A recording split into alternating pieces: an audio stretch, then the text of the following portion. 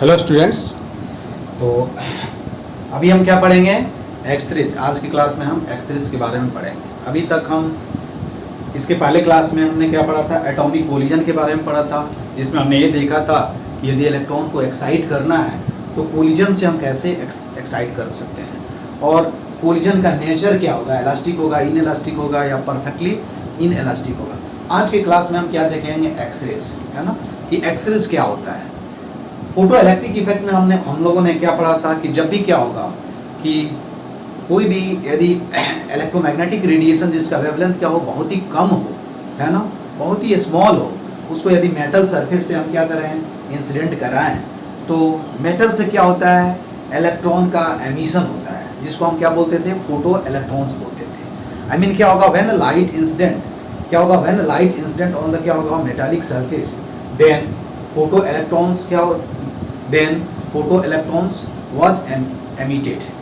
ठीक है, तो क्या इसका रिवर्स पॉसिबल है क्या? आई मीन रिवर्स का मतलब क्या हुआ कि यदि हम हाईली एनर्जेटिक इलेक्ट्रॉन्स को किसी मेटल सरफेस पे स्ट्राइक करा दें तो क्या इलेक्ट्रोमैग्नेटिक रेडिएशन हो सकता है क्या?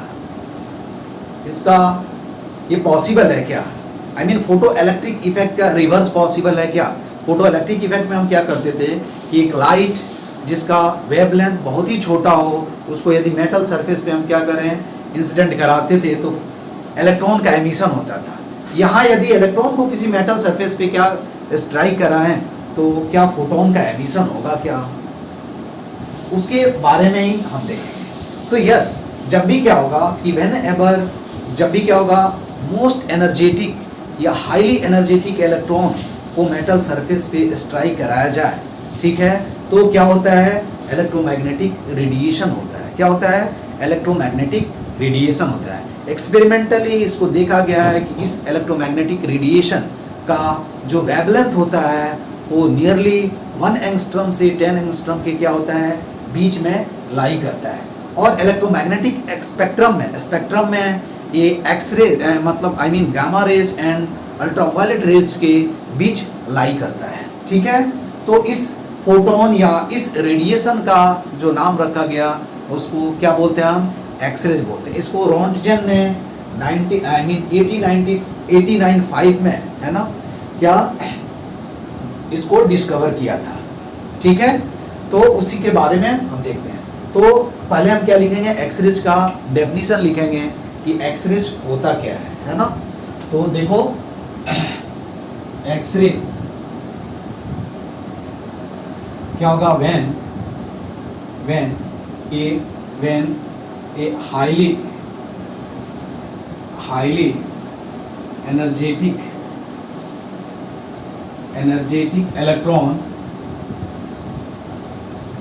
electron is made to strike on a metal, then there is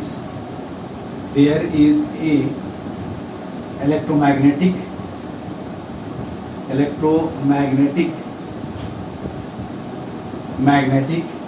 radiation.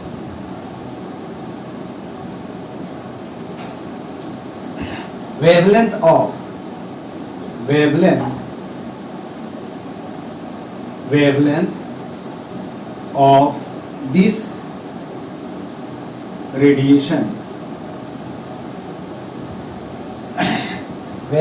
of this radiation is lies between 0.1 angstrom to क्या होगा, 10 एंगस्ट्रम। this radiation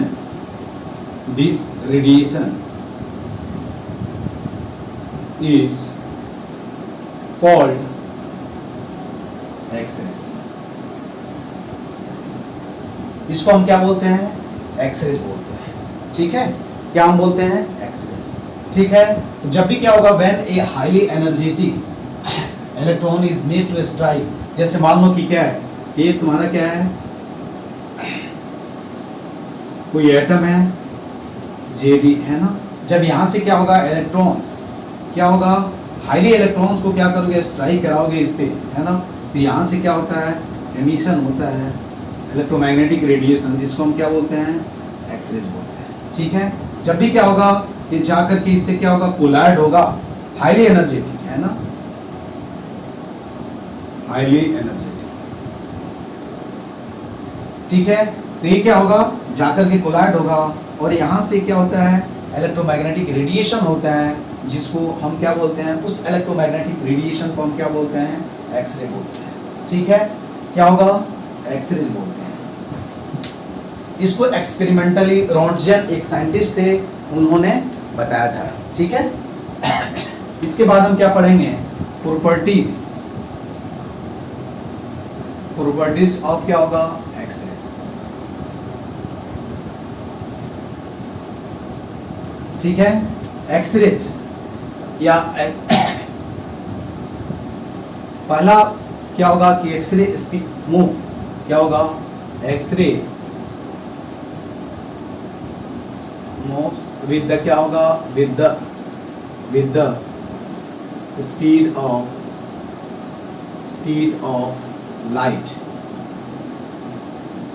ठीक है, that is the velocity of X rays क्या होगा, c इज इक्वल टू क्या होगा, I mean v is equal to c is equal to 3 into 10 raised to 8 metre पर second. ठीक है, दूसरा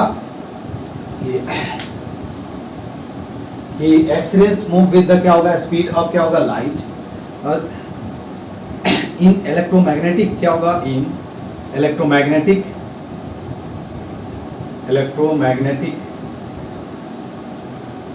spectrum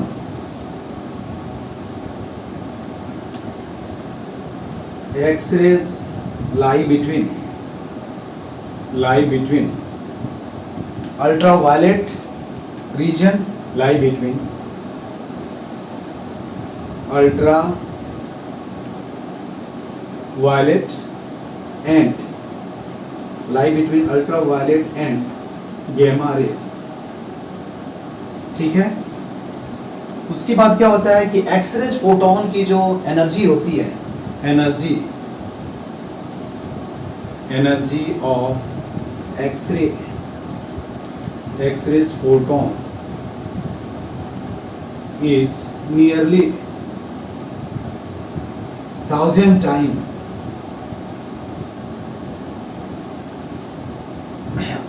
time energy of visible photon। Visual photons की जो एनर्जी होगी उससे क्या होता है, एक्सरेज फोटोन की जो एनर्जी होती है वो क्या होता है, 1000 टाइम ज्यादा। आई मीन एक्सरेज का जो एनर्जी होगा वो क्या होगा, 1000 टाइम क्या होगा, विजुअल फोटॉन्स की एनर्जी से क्या होगा, ज्यादा होता है। ठीक है, उसके बाद एक्सरेज देखा गया कि क्या होगा कि when X rays passes through gas, क्या होगा, X rays ionize the gas through which it pass।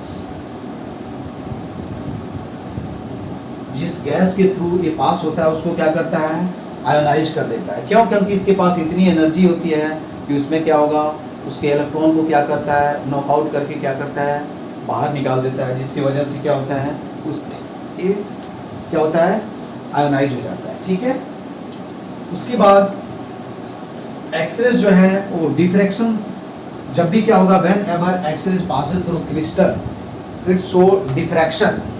इसको किसने बताया था, ब्रैग ने बताया था। तो एक्सरेज शो डिफ्रैक्शन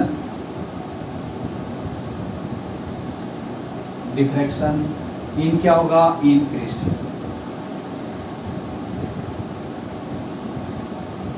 उसके बाद पेनेट्रेटिंग पावर जो एक्सरेज का होता है, कितना, पेनेट्रेटिंग पावर ऑफ एक्सरेज, बाद में हम इसको पढ़ेंगे। Penetrating power of X rays is क्या होगा, वेरी हाई। ठीक है, उसके बाद एक्स रेज क्या करता है, affect, X rays affect photographic plate.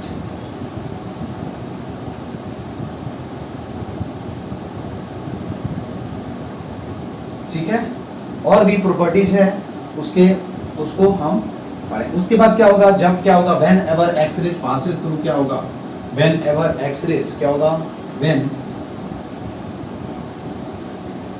Ever X rays passes through any material, its intensity decreases। ठीक है, अब इंटेंसिटी क्या होगा, डिक्रीज होगा। तो कैसे फाइंड आउट करोगे, देखो ध्यान से, कि मान लो कि कोई ये क्या है, मटेरियल है। ठीक है, कि कोई मटेरियल है जिसका थिकनेस क्या दिया हुआ है, x दिया हुआ है, x क्या है, थिकनेस है। और यहाँ इस x इक्वल टू 0 पे कोई एक्सरेज यहाँ से आ रहा है, एक्सरेज। ठीक है, उसके बाद क्या होगा, इसको पेनेट्रेट करेगा और क्या होगा, ये बाहर निकल जाएगा, ए एक्सरेज। तो यहाँ इसकी इंटेंसिटी क्या है, आई नट है, और यहाँ इसकी इंटेंसिटी क्या है, आई है। तो आई नट जो होगा, वो क्या होगा, आई से क्या होगा, बड़ा होगा। समझ में आया ना, बड़ा होगा। अब इसको आप कैसे फिगर आउट करेंगे, देखो इस पे भी क्वेश्चन पूछा जाता है। ठीक है, कि आई नट और आई में रिलेशन कैसे आप फाइंड आउट करेंगे। अब ये देखा गया कि देखो कि फ्रैक्शनल क्या होगा, फ्रैक्शनल चेंज इन इंटेंसिटी, या ये देखा गया कि di upon dx is directly proportional to क्या होगा, माइनस। ठीक है, क्या है, यहां से x, यहां से क्या किया गया है, di अपॉन क्या होगा, dx इज इक्वल टू क्या होगा, माइनस क्या हो जाएगा, माइनस आई। या सबसे अच्छा है इसको आप t मान लो, तो ज्यादा अच्छा रहेगा। ठीक है, इसका थिकनेस क्या है, t है। यहां से देखो, यहां से x डिस्टेंस पे क्या है, x डिस्टेंस पे dx थिकनेस। तो dx di क्या है, इसमें जितना क्या होगा, इंटेंसिटी क्या होगा, रिड्यूस हुआ। तो ऐसे हम बोल सकते हैं, देखो फ्रैक्शनल ऑफ इंटेंसिटी क्या होगा, reduce is directly proportional to क्या होगा।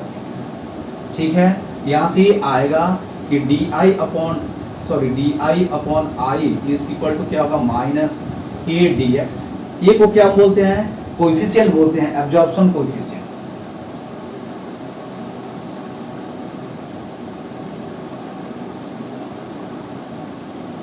ये इस एब्जॉर्बिंग जो जो मटेरियल होता है उसके नेचर पे क्या होता है, डिपेंड करता है। यहां से तुम देख सकते हो, देखो ध्यान से, हम ये लिख सकते हैं, क्या लिख सकते हैं कि क्या होगा, डी आई, अब इंटीग्रेट कर दो तो क्या लिख सकते हो, डी आई अपॉन क्या हो जाएगा, I is equal to minus A integration क्या हो जाएगा, डी एक्स। समझ में आया। और यहाँ से हम लिख सकते हैं, क्या लिख सकते हैं कि L N I is equal to क्या होगा, माइनस ए एक्स प्लस क्या हो जाएगा, सी। अब देखो जब x इक्वल टू क्या है, 0 है, क्या है, x इक्वल टू 0 है, तो इंटेंसिटी क्या होगा, है ना, क्या होगा, इंटेंसिटी कैसे हम कैलकुलेट करेंगे, I mean L N I is equal to क्या होगा, minus I A X plus C. तो हम लिख सकते हैं कि एट क्या होगा, एट एक्स इक्वल टू 0 क्या होगा, आई इज इक्वल टू क्या है, आई नट है। ठीक है, तो हम लिख सकते हैं c इज इक्वल टू क्या होगा, एल एन आई नट। अब आप वैल्यू रख दोगे तो देखो क्या मिलेगा।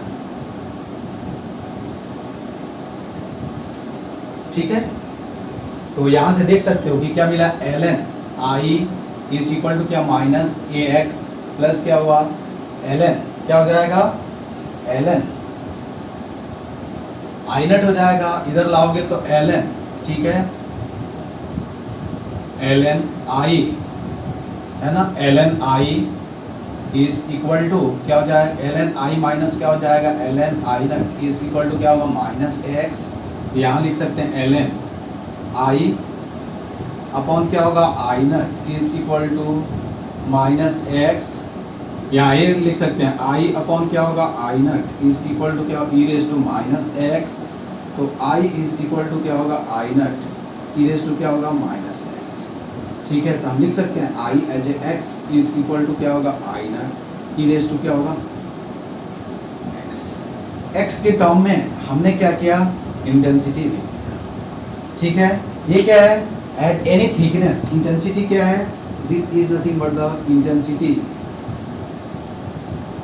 इंटेंसिटी एट एनी थिकनेस, ठीक है, दिस इज इंटेंसिटी, और x क्या है, thickness of the material, thickness of क्या होगा, ठीक है। और आई नट क्या है, intensity at x equal to 0, intensity at x equal to क्या हो जाएगा, 0। तो जब आप इंटेंसिटी, एक्सेस की intensity versus thickness graph draw करोगे, थिकनेस, ठीक है, आई मीन x का यदि ग्राफ ड्रॉ करोगे,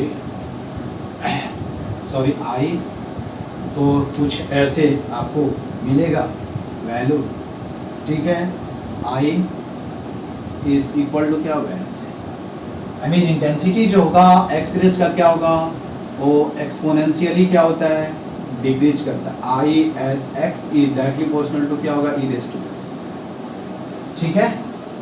तो एक्सपोनेंशियली क्या होता है, ये डिक्रीज करता है, क्या करता है, इंटेंसिटी जो है एक्सपोनेंशियली क्या करता है, डिक्रीज करता है, ठीक है। तो एक पॉइंट हुआ, a का जो वैल्यू है वो क्या चीज पे डिपेंड करेगा, वो फैक्टर्स होता है जिस पे डिपेंड करता है। तो उसको केवल आप याद रखना कि मटेरियल्स के क्या होगा, नेचर पे भी डिपेंड करेगा, फ्रीक्वेंसी पे भी डिपेंड करता है, ठीक है। इसको आप ध्यान में रखना, ये इंपॉर्टेंट रिजल्ट है, this is very very important result, ठीक है, this is very very important result, आपको इसको ध्यान में रखना चाहिए, ठीक है, क्योंकि कई बार इससे क्वेश्चन आया हुआ है। उसके बाद एक्सरेज को है ना, दो पार्ट्स में क्या किया गया है, डिवाइड किया गया है, depending on it's penetrating power, क्या हो गया, डिपेंडिंग ऑन क्या होगा, ऑन पेनिट्रेटिंग, हाँ पहले इसके बाद और भी एक पॉइंट लिख लो, क्या होगा कि एक्सरेज आर क्या होगा, X rays there is X rays is क्या होगा, चार्जलेस, ठीक है, that is X rays never deflected, X rays does not या नेवर डिफ्लेक्टेड बाय क्या होगा, electric field and magnetic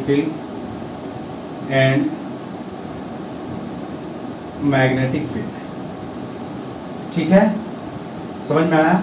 X-rays कभी भी क्या है, इलेक्ट्रिक एंड मैग्नेटिक फील्ड के द्वारा क्या होता है, डिफ्लेक्ट नहीं होता है। उसके बाद यहाँ अब पॉइंट अगला होगा कि डिपेंडिंग ऑन द क्या होगा, पेनेट्रेटिंग पावर, डिपेंडिंग ऑन क्या होगा, on penetrating power, there are क्या होगा, depending on penetrating power, there are two type of X rays, two types of X rays, ठीक है। एक को हम बोलते हैं सॉफ्ट एक्सरेज, क्या बोलते हैं, फर्स्ट को क्या है, एक को हम क्या बोलेंगे, सॉफ्ट एक्सरेज, और दूसरा जो होता है वो क्या होता है, हार्ड एक्सरेज होता है,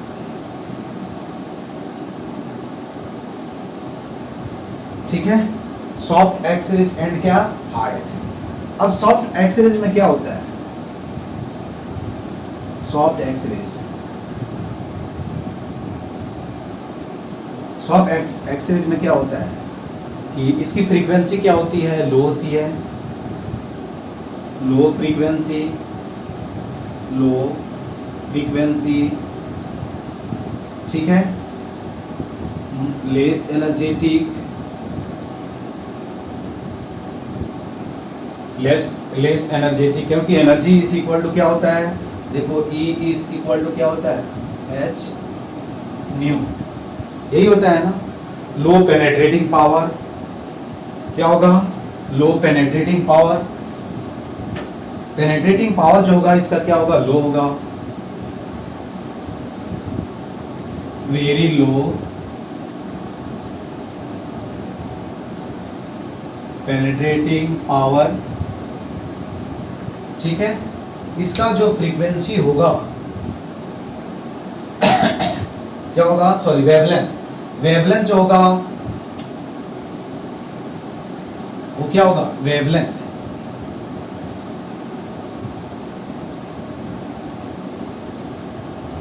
wavelength of soft X-rays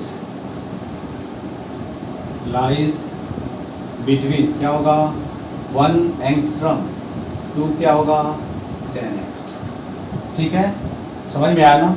1 angstrom से क्या होगा 10 एंगस्ट्रम के क्या होगा बीच में लाई करेगी। ये कौन सा है, soft X rays, low frequency, less energetic और क्या होगा very low penetrating power. Penetrating power का मतलब क्या होगा, किसी भी मटेरियल के अंदर कितना जाएगा, ठीक है। तो कौन सा फैक्टर डिसाइड करता है, वो जब प्रोडक्शन ऑफ एक्सरेज पढ़ेंगे तो मालूम चलेगा, ठीक है। The wavelength of soft X rays lie between क्या होगा 1 एंगस्ट्रम टू क्या होगा 10 एंगस्ट्रम, ठीक है। अब हम आते हैं क्या होगा हार्ड एक्सरेज के बारे में पढ़ें, तो हार्ड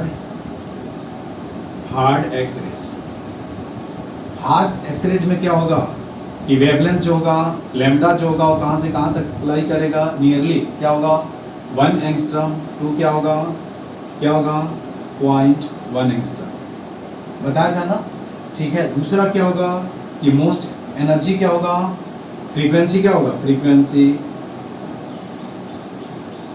हाई होगा, यहाँ से तुम कैलकुलेट कर सकते हो कि फ्रीक्वेंसी। उसके बाद एनर्जी क्या होगी, एनर्जी हाई, एनर्जी जब हाई होगा तो पेनेट्रेटिंग पावर जो होगा वो क्या होगा, पेनेट्रेटिंग पावर,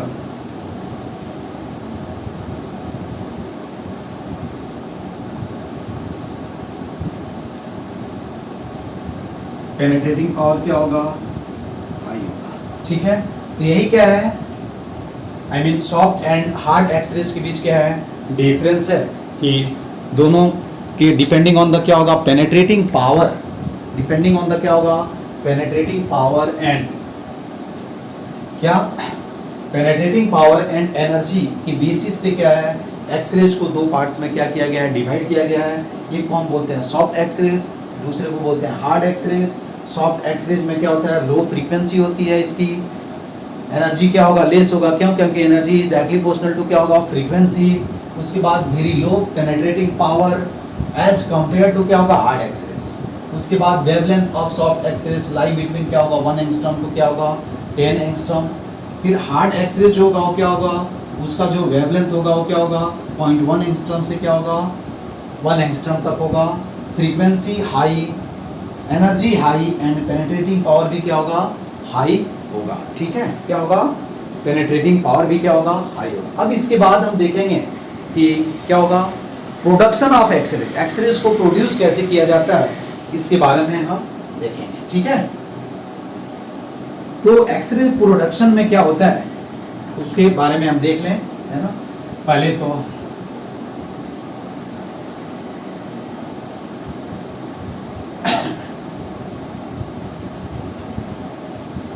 ठीक है, एक्सरेज क्या है, किसने डिस्कवर किया था एक्सरेज को, रॉन्टजेन, है ना। तो देखो अब क्या है प्रोडक्शन ऑफ ठीक है, एक्सपेरिमेंटल सेटअप है जिसको, ये क्या है, इवैक्यूएटेड ग्लास चैम्बर लिया गया है, ठीक है, ये क्या है, evacuated glass chamber,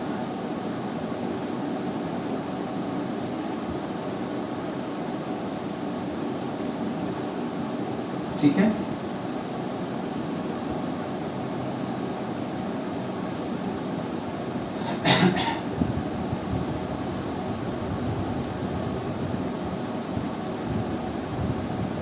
evacuated glass chamber,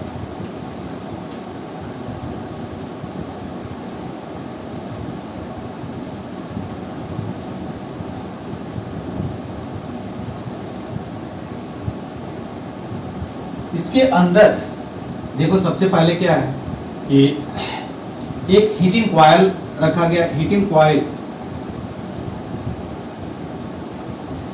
क्योंकि मुझे क्या करना है, मोस्ट एनर्जेटिक इलेक्ट्रॉन चाहिए, तो उसके लिए हीटिंग कॉइल यूज किया गया। इसको हम क्या बोलते हैं, दिस इज कॉल्ड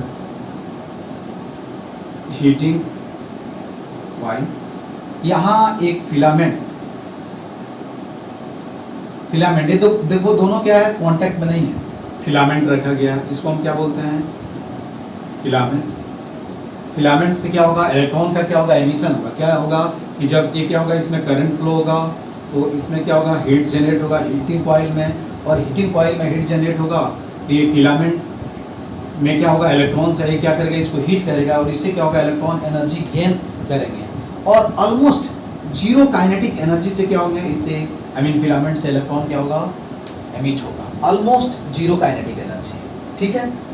अब ये क्या होगा तुम्हारा, उसके बाद इधर क्या, इधर देखो, इधर क्या किया जाता है, एक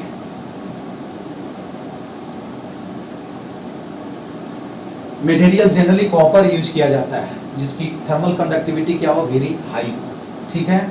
तो इसमें क्या करते हैं कि ये क्या है, कॉपर है, कॉपर, ठीक है। इसके अंदर हम क्या करते हैं, एक मटेरियल इम्बेडेड कर देते हैं, जिसको हम बोलते हैं टारगेट। ये बहुत इंपॉर्टेंट है, ठीक है।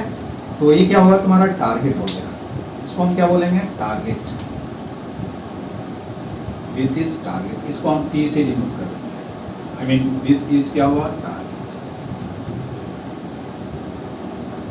ठीक है। और यहाँ से देखो ये क्या होगा, क्योंकि क्या होगा, जब क्या होगा, यहाँ से इलेक्ट्रॉन क्या होगा, जा करके इससे टारगेट पे स्ट्राइक करेगा, ठीक है। तो यहाँ बहुत ज़्यादा हीट जनरेट होता है, समझ में आया ना। तो इसलिए जनरली टारगेट का जो melting point and boiling point होना चाहिए वो बहुत ही ज़्यादा होना चाहिए, ठीक है।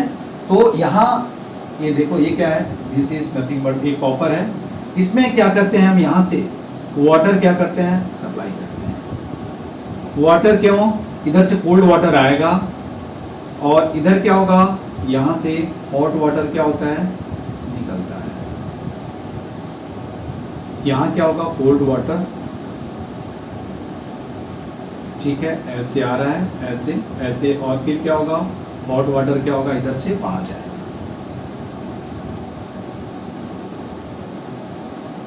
ठीक है। अब देखो क्या होगा, मैंने ये समझ में आया ना। अभी क्या किया गया, ये टारगेट है, टारगेट जो जनरली अभी प्रॉपर्टी लिखेंगे हम टारगेट का, तो ये कॉपर है, कॉपर क्या है, क्योंकि इसकी कंडक्टिविटी क्या होती है, हाई होती है, ठीक है। तो इसलिए इसको यूज किया जाता है कि हीट को आसानी से क्या करे, कंडक्ट करे, ठीक है।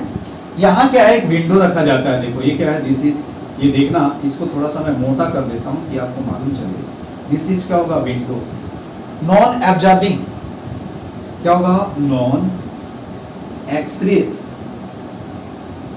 एब्जॉर्बिंग विंडो,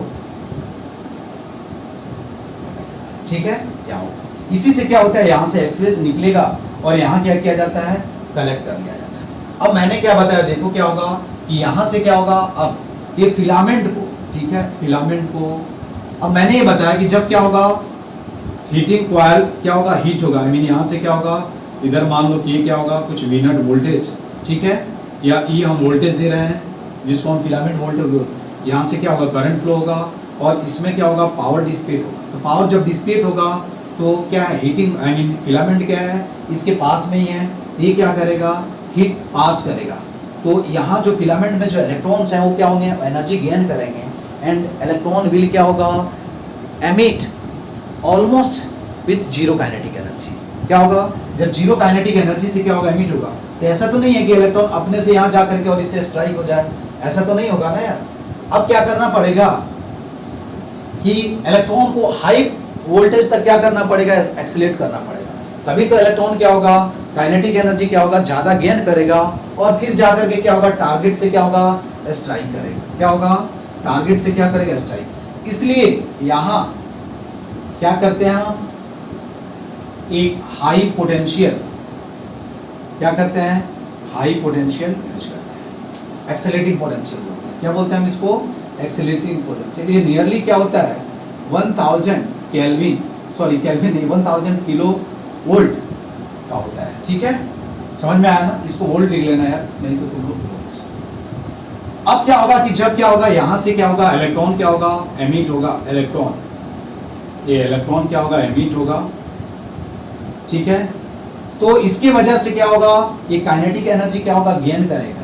इससे क्या होता है, इलेक्ट्रिक फील्ड क्या होता है, इसमें एग्जिस्ट हो जाता है, और ये क्या करता है, इलेक्ट्रॉन को पुल कर लेता है, और इलेक्ट्रॉन को क्या करता है, एक्सीलरेट कर देता है। इसलिए क्या होगा, इलेक्ट्रॉन की काइनेटिक एनर्जी क्या होती है, बहुत ज़्यादा हो जाती है जस्ट बिफोर स्ट्राइकिंग द क्या होगा, टारगेट।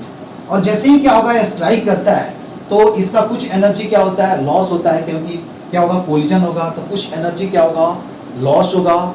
ऑलमोस्ट हो सकता है कि टोटल क्या हो जाए, लॉस हो जाए, या कुछ एनर्जी क्या होगा, some amount of energy is being release in the form of क्या होगा, इलेक्ट्रोमैग्नेटिक वेव, और कुछ एनर्जी क्या होगा, कुछ एनर्जी जो होगा वो क्या होगा, हीट के रूप में क्या होगा, डिसिपेट होगा, और कुछ पार्ट ऑफ एनर्जी जो होगा, जिस एटम से क्या होगा, कोलाइड होगा, उसके एनर्जी को इंक्रीज कराने में खर्च होगा। तो 2-3 प्रोसेस होता है। उसके बाद क्या होता है कि एक्सरेज क्या होगा, एमिट होगा। ठीक है, तो यहाँ से क्या होगा, जैसे ही ये क्या होगा, टारगेट पे कोलाइड होगा, तो यहाँ से क्या होगा, एक्सरेज क्या होता है, रेड एमिशन होता है। ठीक है, तो दिस इज कॉल्ड क्या होगा, एक्सरेज। इसको हम क्या बोलते हैं, एक्सरेज ट्यूब या पुलिस ट्यूब बोलते हैं। ठीक है, दिस इज कॉल्ड क्या होगा, हम लिखते हैं एक्सरेज ट्यूब, और इसको क्या बोलते हैं, पुलिस। ठीक है, तो ये क्या होता है, पहले हम लिख लेते हैं, समझ में आ रहा है। उसके बाद हम 1 बाय 1 क्या करेंगे, प्रॉपर्टी लिखेंगे, और फिर इसको हम स्टडी करेंगे। तो यहाँ क्या होगा, एक्सरेज ट्यूब,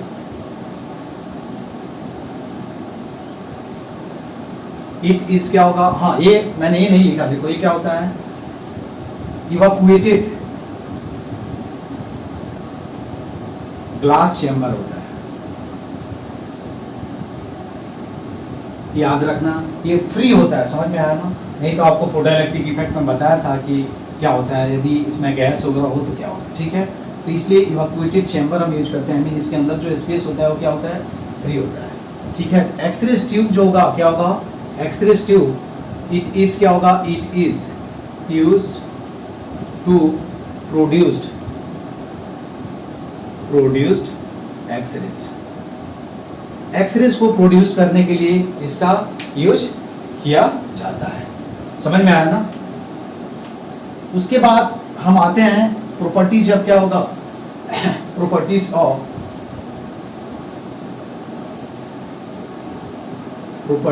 क्या होगा, टारगेट। आई मीन इसकी प्रॉपर्टी क्या होगी, टारगेट की प्रॉपर्टी क्या होगी, इसके बारे में हम पढ़ेंगे। तो पहला क्या होगा कि देखो ध्यान से, ये टारगेट की प्रॉपर्टी क्या होगी, उसको हम देखेंगे। इसका जो हाई है क्या होगा, प्रॉपर्टी जब target must have higher melting and क्या होगा, एंड बॉइलिंग पॉइंट। ठीक है, जैसा कि मैंने बताया था कि बहुत ही ज़्यादा क्या होता है, हीट जनरेट होता है। ठीक है, इसलिए यदि क्या होगा इसका मेल्टिंग और बॉइलिंग पॉइंट क्या होगा, ज़्यादा नहीं होगा, मेल्टिंग ही पॉइंट लिखेंगे, बॉइलिंग नहीं भी लिखे तो चलेगा। मेल्टिंग पॉइंट नहीं लिखो, बॉइलिंग पॉइंट मत लिखो, केवल melting point, higher melting point, ठीक है, बॉइलिंग की जरूरत नहीं है यहाँ। तो इसकी मेल्टिंग पॉइंट क्या होना चाहिए, हाई होना चाहिए, क्यों, क्योंकि यहाँ हीट ज़्यादा जनरेट होगा। दूसरा क्या होगा कि इसका एटॉमिक नंबर जो होना चाहिए,